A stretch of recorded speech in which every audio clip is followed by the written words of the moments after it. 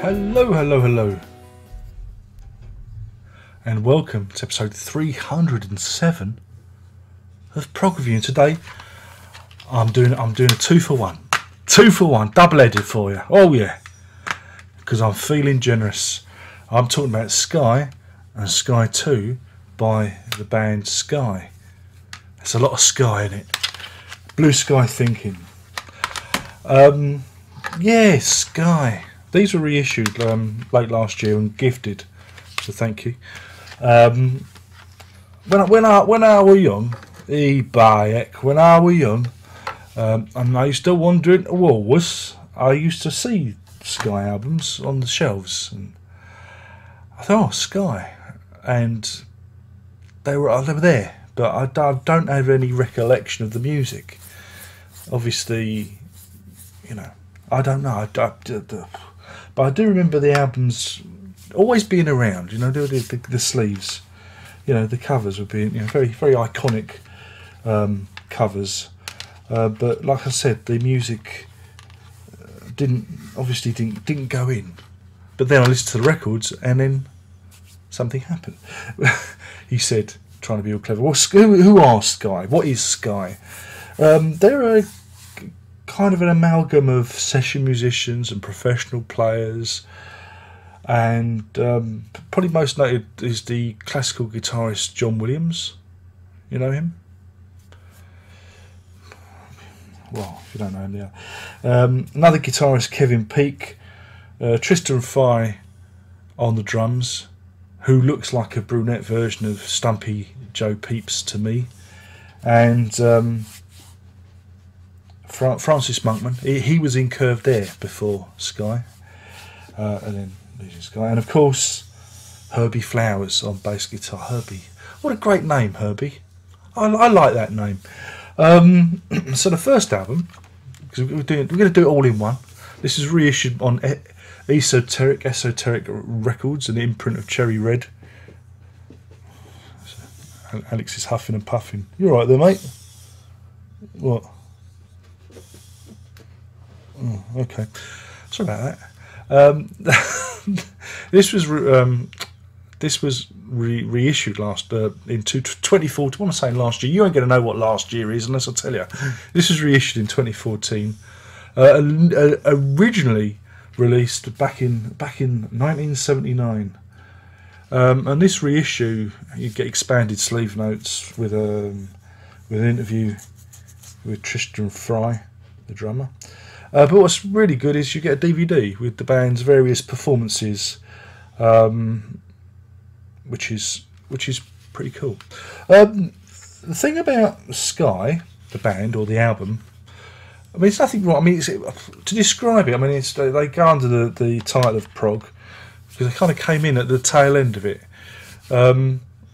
It's more a meeting of classical with, you know, progressive rock elements. You know, though not totally overblown, more veering towards the, you know, classical instrumental end of the range. I mean, really is a showcase for John Williams' acoustic guitar playing. I mean, he's a great talent. I mean, it's shown off on was it Carillon and Cannonball. They're quite good songs, but the album itself, I mean, what I had a problem with, I had a problem with both albums, is you can tell that they're session musicians. It sounds, the music sounds very very what's the word, almost like it's been neutered. Yeah, a bit flat, a bit, you know, it's very precise, it's very clean. All the air seems to have been sucked out of it in the production. You know, there's no ragged edges. You know, there's nothing to, you know, there's no characteristic to get your teeth in. It just sounded very very nice. And to quote Uncle Alexi, that's Alexi sound to me. Only biscuits can be nice. So yeah, that was a bit of a problem. It did come across as a bit of a sterile environment. But I mean, the tunes are there. You've got lots of tunes. Like I say, opens with the track Westway, which is quite nice. Quillon, and then they do Gymnopédie #1 from old Eric Satie. He used to share his trousers, And on the B side, if it were a record, there's the epic Where Opposites Meet, which comes in 5 parts, don't you know? And that lasts for nearly 20 minutes. It goes on a bit. And because it's a reissue, you do get some extra bonus tracks as well. Single A sides and B sides and live material and that. But yeah, it weren't that the album was bad. There's some nice tunes on there, but I found it a little bit, But what I really enjoyed is I enjoyed the DVD side of things. Seeing them on like Pebble Mill at 1, and the old Grey Whistle Test. Best one, Val Doonican show. Old Val himself picked up the guitar and joined in. He played opposite John Williams. Now that takes some mighty testes. That does. I wouldn't want to do that, but old Val Doonican, he of the rocking chair and the cosy jumper, took on John Williams and held his own, and that was remarkable to see. And also with the live stuff, the live DVD, the band does a bit more. They're very slick. They are very slick. You have a bit more of a rougher edge. So yeah, it was good to hear. Good to hear. Interesting to hear.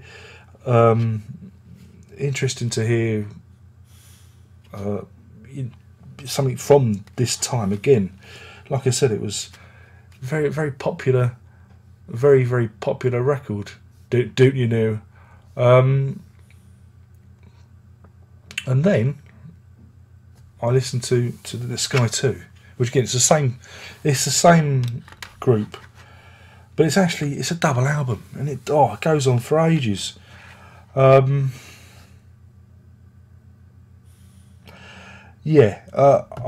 found this one a little bit more harder going. Yeah, there were some interesting, funny bits. Like Dance to the Little Fairies was quite nice. Tuba Smarties, that's the level of it. Yeah, tuba, not tube of, tuba Smarties. In England, Smarties are a delicacy. No, they're a children's sweet that comes in a cardboard tube. So, yeah. But then at the very before it gets to the end, there's what my little ears picked up. Boop, pricked up. They did at the track Vivaldi, because I thought, wait a minute, I know this. It was actually a cover of a Curved Air tune that Francis Monkman had written, and so they'd re-nosed that one. So, but it was good to hear it again. But it was at the very end. It was the very end that I thought, wait a minute, it's all coming back to me now, because they did what's the track? To Carter. Yeah. You know the one. No, it's from Bark. Bark, he barks worse than his bite. To Carter and Fugue in D minor. D minor, the saddest of all scales. It's true. So yeah, their version of Toccata, and I thought, wait, this is it. This is where I remember it from. I thought, yeah, that's it. And now I remember. And what's his face, who's on this? Kevin Peake, died in 2013. Unfortunately, he was an Australian. Not that I hold that against him. I'm just saying he was an Australian guitarist. Some of his guitar parts go into the realm of Mike Oldfield, so that'll be something for you to grab hold of. But yeah, so I found Sky 2 a bit of a long haul. For a double album, it was. I think you had to have been a real fan to get through it. So I kind of enjoyed the first album more. The double album's a little bit hard going. Again, the production's the same. It's that kind of very sterile, airless, straight ahead, very precise playing.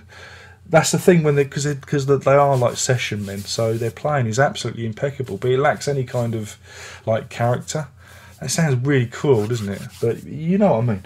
But again, you get the DVD again, because they come with the DVD, and the live stuff. That was where the fun's to be had. That's where I got more from it. Again, it's a mix of stuff. There's two recordings. Rhythm on 2, Sky 1 from BBC TV's recording at the Hammersmith Odeon, where you get 7 songs, and again that's taken from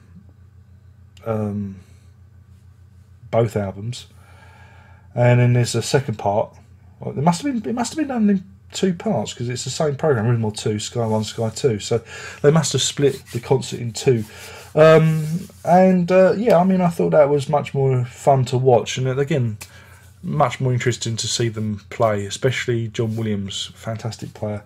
And of course, Top of the Pops, they do a toccata on Top of the Pops, and that's where I remember them from.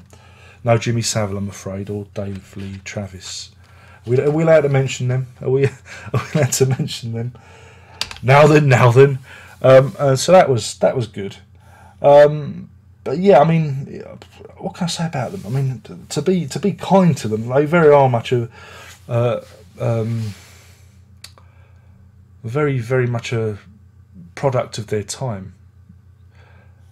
I mean, Sky 2 it was the 10th most popular album of the year in 1980 when this came out. Yeah,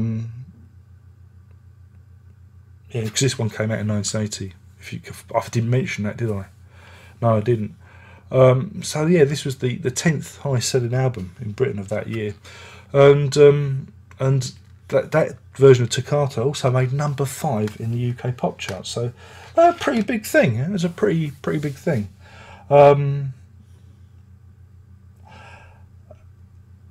Would I recommend the albums? That's a good question. Again, you've got to like if you like that kind of classical, neoclassical kind of playing, and you don't mind the production being a little bit on the side, well worth checking out, I think.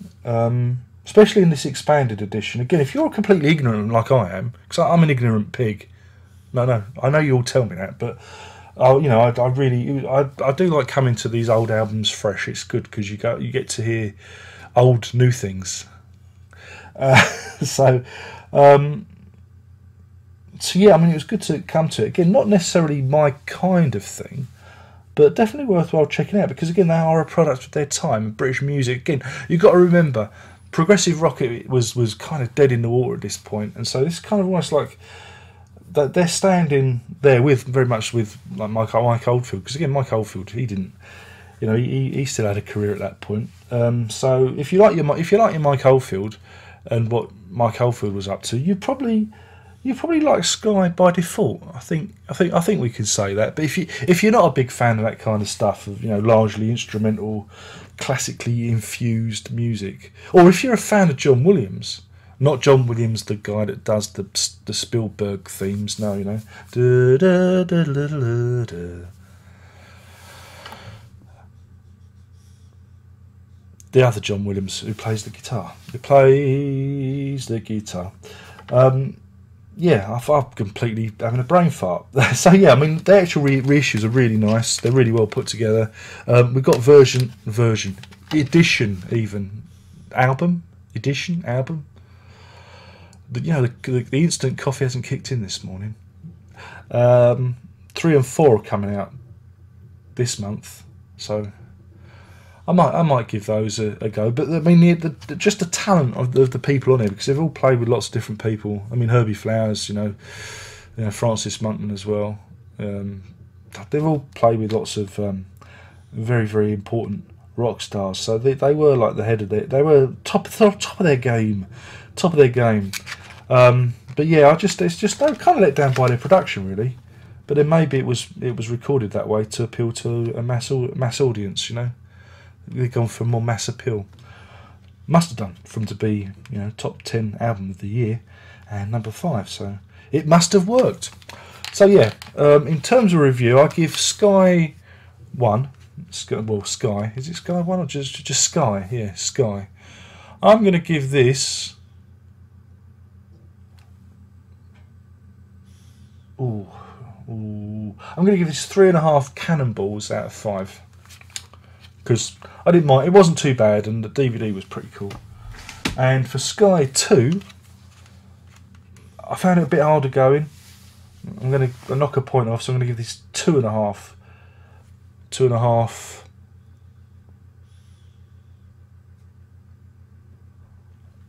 I've got to find 2.5 Tuba Smarties out of 5, because I just found it's a double album. It wore me down a bit, but that's not to say it's a bad album. It's just my attention span wanes sometimes. It's more about me than about them.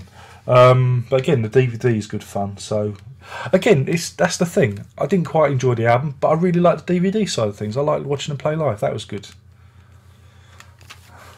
See? No, so Darren, you're contradicting yourself. I'm allowed to contradict myself. So there you go. I mean, do by all means check him out if you're looking for something a bit different. If you like the old Mike Oldfield type stuff, give him a go. Or you've just heard of them or seen the album sleeves. Or if you're a fan of John Williams, he did the theme from The Deer Hunter. I can never say it. The theme from The Deer Hunter, Cavatina. I was joshing you. I was just janking your chain. Yeah, so if you like John Williams and that kind of guitar style, he is a very good player. I wish I could play like him. Check him out. So anyway, and again, thanks to the person who donated. Very, very welcome. Maybe I put 3 and 4 on the old list, and hint, hint. Hustle, hustle. And that's it. So anyway, my name's been Darren. I'll be talking about Sky 1 and Sky 2. And yeah, by all means, give them a go. Because I don't know, were they known in America? I don't know. Are they wholly a British act? It's hard to say, really. I don't know. But I got an education, and I'm trying to give you one too, and I. So there you go. And of course, it's got Francis Monkman from Curved Air on it, and Herbie Flowers, who he likes to take on a walk on the wild side. Yeah. But I think he's a granddad now. You see what I've done there? See what I've done? Oh, I'm good. I'm hot. And with that, I'm going to say one last thing. Apart from the usual, bugger it. Apart from the usual, subscribe, tell all your friends, or doesn't matter. It's all the same. What else is there? Give me your money. That's it. Patreon. We've got Patreon. That's set up. I'm waiting for the old tip jar on YouTube to be activated. Then I can squeeze some groats out of you that way. Remember I was going on about Bandcamp? Well, they kind of took all the pressure off me. I'm not registering for VAT, so sod all that. But what I did do is I knocked down the price of all my download albums to, I can't remember, £2 or £3, because that's what people were kind of paying on average when I let them away. What's it? Christmas, yeah.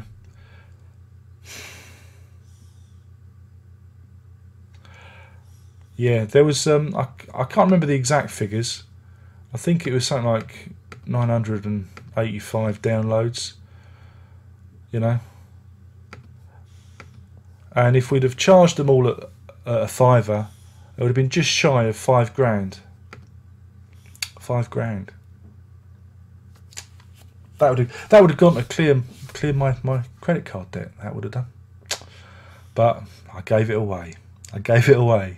You rotters didn't want to pay. I'm not complaining. It was just an experiment. I wanted to see. But yeah, 985 downloads. That weren't bad, was it? I mean, some of you very kindly did pay, and that was very, very generous of you. But it's the usual suspects. It's the usual suspects who loyally put their hands in their pockets. But the rest of you fucking tight bastards, come on, talk about entitled son of bitches. Jesus Christ, you tight cunts. Wouldn't hurt you to help a man out now and again. Jesus, but yeah. Shy of just imagine that £5,000. I just let it flitter away. I'm not bitter. Oh no. But on that bombshell, I guess there's only one thing left to say. Apart from visit the Bandcamp, because it's all in the description. You got the Patreon, the Bandcamp, the iTunes. Buy a bloody album. Give me your bloody money. Hustle. It's year of the hustle. It is Chinese Year of the Hustle. It's not strictly true that, but sounds good. And I've hit 20 minutes. Somebody going, God, he didn't half go on. Yeah, so I do. It's all entertainment. You can come back. You don't have to watch it all at once, you know. You can come back. Like a meal. You can wander away from the table and come back again. Well, on that, I'm gonna toodle off now. Are you ready? Good, good. 1, a 2, a 1, 2, 3, 4. Prog on.